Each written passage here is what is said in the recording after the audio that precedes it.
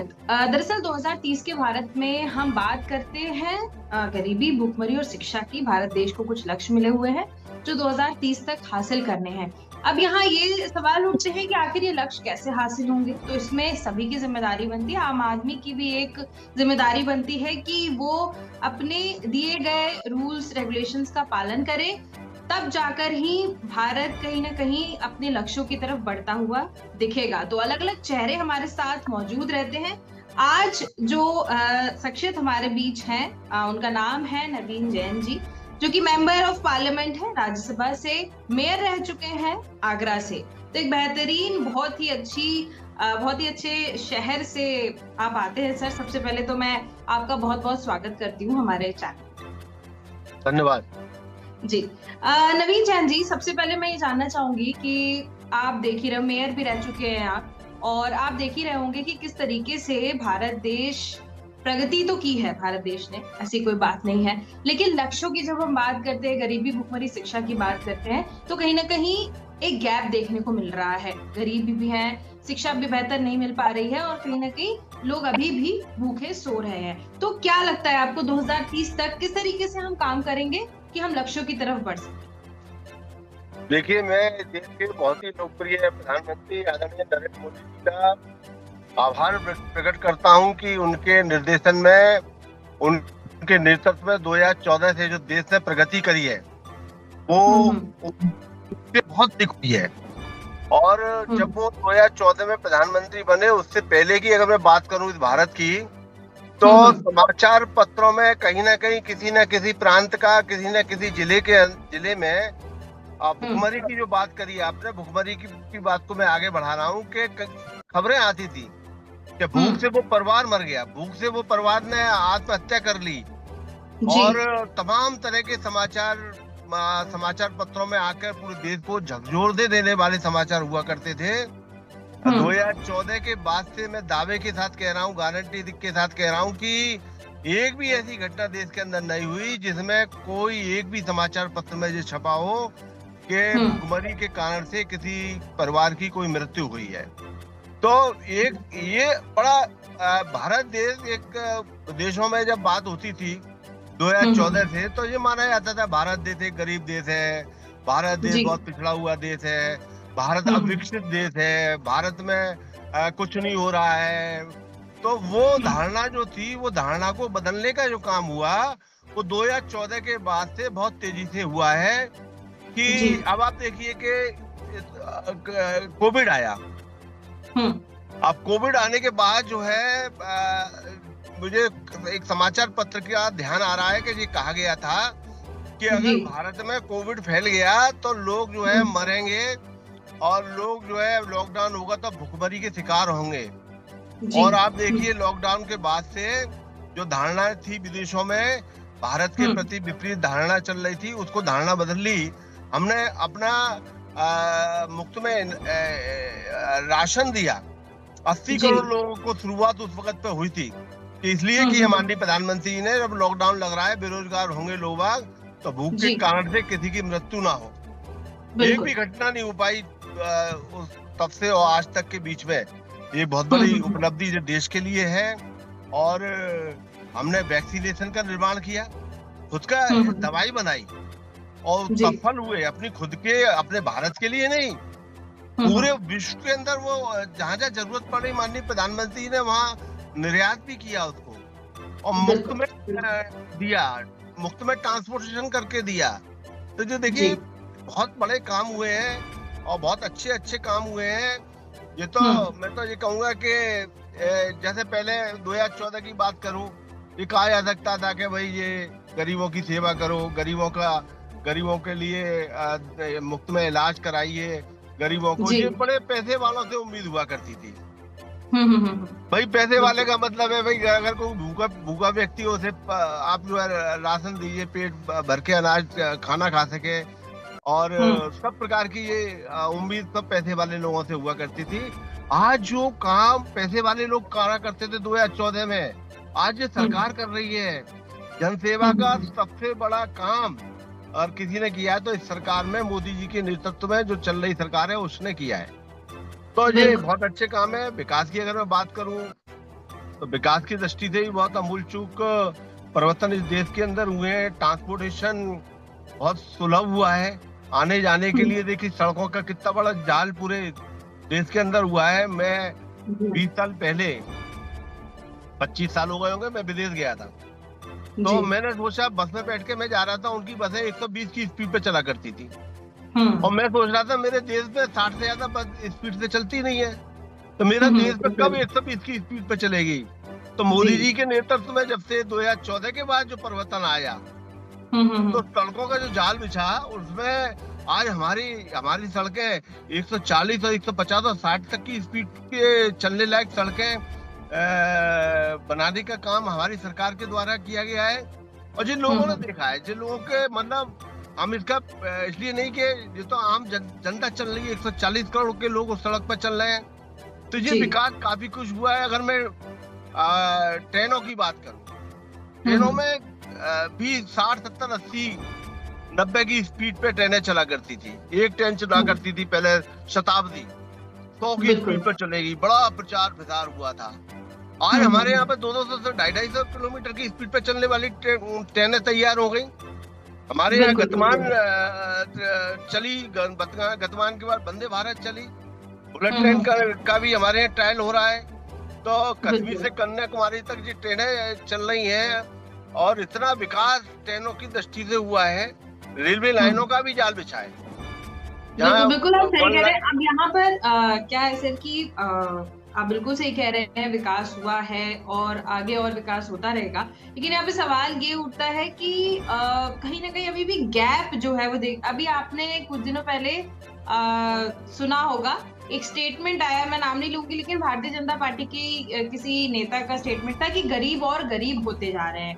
तो अगर हम नेताओं की तरफ से ही ऐसे बयान अगर पब्लिक के बीच आएंगे, तो फिर आम आदमी का यहाँ पर जो विश्वास है वो कहीं ना कहीं खत्म होता दिखता है। तो इसको लेकर आप क्या कहेंगे, जो ये कह रहे हैं कि गरीब और गरीब होता जा रहा है और अमीर होते जा रहे हैं?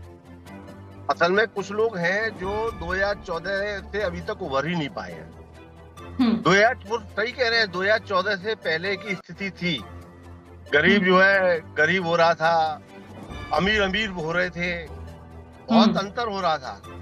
2014 के बाद की स्थिति अब बदल गई है। अब तो मैं कह रहा हूँ किसी आदमी को गरीब कहना बेईमानी है। ऐसा कौन व्यक्ति है अब जिसके पास घर नहीं है? माननीय प्रधानमंत्री ने घर देकर उन्हें लखपति बनाने का काम भी करा है, और करोड़ों लोगों को घर दे दिए प्रधानमंत्री जी ने। तो उन्हें रहने के लिए छत दी गई। पुरानी जो सरकारें थी, क्या उनको चिंता नहीं करनी चाहिए कि जो गरीब व्यक्ति हैं, जिनके पास रहने के लिए छत नहीं है, फुटपाथ पे सोते हैं और उनको रहने की जगह नहीं है, पीने का पानी नहीं है, उनको करना चाहिए। अब वो उभर नहीं पा रहे हैं। आज गरीब, अगर आज के समय में किसी व्यक्ति को गरीब कहेंगे तो बेईमानी होगी। भारत के अंदर अब कोई व्यक्ति गरीब नहीं रहा है, लखपति से कम तो कोई आज की डेट में है ही नहीं। बिल्कुल। देखिए पानी की कितनी बड़ी जी, मैं एक चीज और जानना चाहती हूँ, आगरा को लेकर आप डेडिकेटेड है काफी सालों से। आगरा की स्थिति में क्या बदलाव आए हैं? पहले क्या आगरा था और अब आगरा कैसा हो गया? देखिए पहले आगरा में मेट्रो ट्रेन नहीं थी। माननीय प्रधानमंत्री ने, माननीय मुख्यमंत्री ने, दोनों ने मिलकर, दोनों के केंद्र सरकार का शेयर और प्रदेश सरकार के शेयर, दोनों ने मिलकर आगरा में एक बहुत बड़ी समस्या यातायात की थी। चौराहे पे जाम रहा करता था, और आबादी के हिसाब से व्हीकल्स भी बहुत तेजी से बढ़े। हमारे माननीय प्रधानमंत्री, माननीय मुख्यमंत्री ने मेट्रो ट्रेन यहाँ पर आगरा में दी। मेट्रो ट्रेन चलने भी लगी है आगरा में, और भी जाल बिछ रहा है आगरा मेट्रो ट्रेन का। आगरा में ट्रांसपोर्टेशन की जो समस्या थी वो मुक्त होने जा रही है। ये जो चौराहे पर जाम लगा करते थे वो जाम नहीं लगेंगे। अब तो लोग बाग जो है मेट्रो में सफर करना ज्यादा पसंद कर रहे हैं। एक से परिवर्तन हुआ है, हमारे स्मार्ट सिटी बनी है। माननीय प्रधानमंत्री ने घोषणा करी कि आगरा को हम स्मार्ट शहर बनाएंगे। मेरा सौभाग्य है कि मेरे मेयर कार्यकाल में ही माननीय प्रधानमंत्री ने घोषणा करी थी, और वो काम कंप्लीट हुआ है। हमने आगरा में 100 नगर निगम के वार्ड थे। 100 नगर निगम में 10 वार्डों में एक शहर को स्मार्ट बनाने की योजना बनाई। आगरा बहुत बड़ा शहर है। आगरा यानी कुल मिलाकर हम कह सकते हैं कि डेवलपमेंट हुआ है। तो 2030 तक आगरा और बेहतर दिखेगा। या हम आगरा पूरे जितना, भारत देश की बात करें तो? आगरा आगरा जिस प्रकार से भारत प्रगति के रास्ते पर चल रहा है 2030 तक, माननीय 2047 में तो माननीय प्रधानमंत्री ने बहुत बड़ी कल्पना करी है जी। तो इस देश को विकसित राष्ट्र बनाने की कल्पना है। और वो दिन दूर नहीं है जब हम इसको ऊंचाइयों को छुएंगे, विश्व में भारत का डंका बजेगा, इसमें कोई दो राय नहीं है।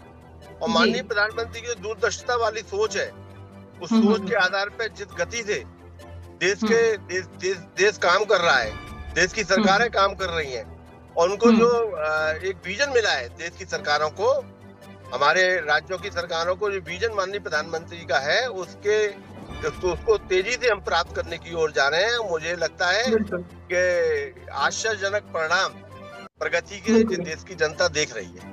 हाँ, तो इसमें मैं आपसे एक और आखिरी सवाल ये रहेगा कि युवाओं को आप क्या कहना चाह रहे हैं, या देश की जनता को क्या कहना चाह रहे हैं, इनका क्या कर्तव्य बनता है इन लक्ष्यों को की तरफ बढ़ने के? देखिए, दो पहिए हैं देश की प्रगति के। एक, सरकार की ओर से योजनाएं लाई जाती हैं, उनको क्रियान्वयन करने का काम सरकार के और अधिकारियों के द्वारा किया जाता है। कार्य होने के बाद जनता की भी जिम्मेदारी है। जनता चाहती सब है कि भाई विकास हो, मुझे सुविधा मिले, हर प्रकार के साधन उपलब्ध हो, लेकिन उन साधनों को बरकरार रखने के लिए नैतिक जिम्मेदारी आम नागरिकों की भी है। अब समय देखिए, अब वृक्षारोपण का समय है, बरसात का समय चल रहा है, क्यों नहीं वृक्षारोपण कर रहे हैं? प्रदूषण मुक्त करने की जिम्मेदारी केवल सरकार की है, आम नागरिक की नहीं है। देश आजाद हो गया, देश आजाद होने के बाद हमारी कोई जिम्मेदारी नहीं है। जब देश आजाद का हुआ तो देश को आजाद कराने में प्रत्येक नागरिक का योगदान था, तब देश आजाद हुआ है। ऐसे ही नहीं हो गया, कुर्बानियां दी है लोगों ने। तो क्या हम देश आजाद होने के बाद अपने देश को संरक्षित करने के लिए, हर प्रकार से डेवलपमेंट करने के लिए, डेवलपमेंट जो हुआ उसे उसका संरक्षण करने के लिए क्या आम नागरिकों की जिम्मेदारी नहीं है? जिम्मेदारी है। हम कूड़ा, माननीय प्रधानमंत्री ने गंदगी मुक्त भारत का आह्वान किया 2014 में, आज उसके परिणाम निकल के आ रहे हैं। मुझे गर्व होता है कि आप रेलवे स्टेशन पे हम लोग जाते हैं, कहीं कोई गंदगी नहीं दिखती है, रेलवे लाइन पे कहीं गंदगी नहीं दिखती है, सड़कों पे कहीं गंदगी नहीं दिखती है। अब तो जो छोटे छोटे बच्चे भी है, वो भी घर में अब कहते हैं कि मोदी जी ने स्वच्छ भारत का मिशन और संदेश दिया है, मम्मी गंदगी घर में नहीं करना है। आज ये माहौल बना दिया मोदी जी के द्वारा। तो आज ये सब विकास के रास्ते पे अगर चलना है तो इसमें आम नागरिक की भी भूमिका पूरी तरह से होनी चाहिए, और आम नागरिक का भी देश के प्रति जो भक्ति का, देशभक्ति का, जो राष्ट्रभक्ति का एक भावना आनी चाहिए। राष्ट्रभक्ति की भावना का मतलब ये नहीं है राष्ट्रभक्ति का काम करना केवल सेना का काम है। राष्ट्रभक्ति की का काम प्रत्येक देश के नागरिक का है, और वो अपने अपने स्तर पे जहाँ भी राष्ट्रभक्ति दिखाने की जरूरत पड़े इस देश के लिए अब नागरिकों को अब तैयार होने की जरूरत है। मोदी जी ने माहौल बना दिया है, पूरा माहौल बनकर तैयार है। अब तो थोड़ा धक्का देने की जरूरत है आम नागरिकों को, जिससे हमारा देश विश्व का नंबर 1 देश बन सके। बिल्कुल। वैसे तो सर आप मेयर के तौर पर रह चुके हैं और अभी भी राज्यसभा में आप सर्व कर रहे हैं, तो मैं मतलब अगर एक ऐसा जानना चाहूँ कि नवीन जैन जी अगर हैं, तो नवीन जैन जी की तरफ से ऐसी क्या पहल हो सकती हैं जिससे हम लक्ष्यों की तरफ जो है वो बढ़ते हुए दिखाई दे? जो आम नागरिक के कर्तव्य है। बरसात का समय है, मैं देश के सभी लोगों से अनुरोध करूंगा आपके चैनल के माध्यम से कि ये मौका हाथ से नहीं जाने दें। 1 बरस पीछे हो जाएगा देश। ये वृक्षारोपण का समय है, एक पेड़ माँ के नाम का आह्वान जो हमारी सरकार के द्वारा, प्रधानमंत्री जी के द्वारा हुआ है, अपनी माँ को याद करने के लिए क्या हम एक पेड़ नहीं लगा सकते हैं? अरे इन दिनों में 4 महीने का वर्षाकालीन समय है, हमारा जन्मदिन आ सकता है, हमारे परिवार में बच्चे का जन्म हो सकता है, हमारे परिवार में मांगलिक कोई कार्यक्रम आ सकता है, तो कम से कम उस मांगलिक कार्यक्रम के अवसर पर एक पौधा नहीं लगा सकते हैं? देखो, पेड़ लगाना, पौधा लगाना, खुले में छोड़ देना, ये पौधा जीवित नहीं रह सकता है। बिना टी गार्ड के पौधा नहीं लगाना चाहिए। अगर पौधे को संरक्षण करना है तो टी गार्ड के साथ वृक्षारोपण करें, और अपनी माँ के नाम करें, अपने पिताजी के नाम करें, जिसके नाम से करना चाहें उसके नाम से करें। अपने परिवार में जब भी मांगलिक कार्यक्रम आवे, ये 4 महीने में कोई ना कोई हर व्यक्ति के परिवार में मांगलिक कार्यक्रम आएगा, उस अवसर पर करें। नहीं भी आए तो माँ की याद में एक पौधे का वृक्षारोपण के साथ कार्यक्रम को करें। तो मुझे लगता है कि मेरा शहर, मेरा देश, मेरी जिम्मेदारी। अगर मैं शहर का नागरिक हूँ या मैं देश का नागरिक हूँ तो मेरा भी कोई कर्तव्य है, मेरी भी कोई जिम्मेदारी है, और उस जिम्मेदारी में मेरा दिल गवाह करता है मुझे इस देश के लिए क्या काम नहीं करना है और इस देश के लिए क्या काम करना है। ये मेरा खुद दिल बोलता है। तो वो सारे काम हम सब लोगों को करना चाहिए। मैं भी प्रतिज्ञा करता हूँ कि इस अवसर पर माननीय प्रधानमंत्री जी के द्वारा जो आह्वान किए गए हैं उनको पूर्ण सहयोग करने के लिए मैं बिल्कुल पूरी तरह से सहयोग प्रदान करूंगा, और लोगों को भी प्रेरणा दूंगा कि वह भी प्रधानमंत्री जी के साथ चलकर देश में विकास में सहयोगी बने। बिल्कुल बिल्कुल नवीन जैन जी, आपने बहुत ही अच्छी प्रेरणा दी लोगों को, अच्छा मैसेज दिया। और सबसे बड़ी बात कि आप खुद कह रहे हैं कि मैं खुद आगे आकर और जो भी गाइडलाइंस है उनको पालन करते हुए और देश के विकास की ओर जो है वो आप बढ़ेंगे।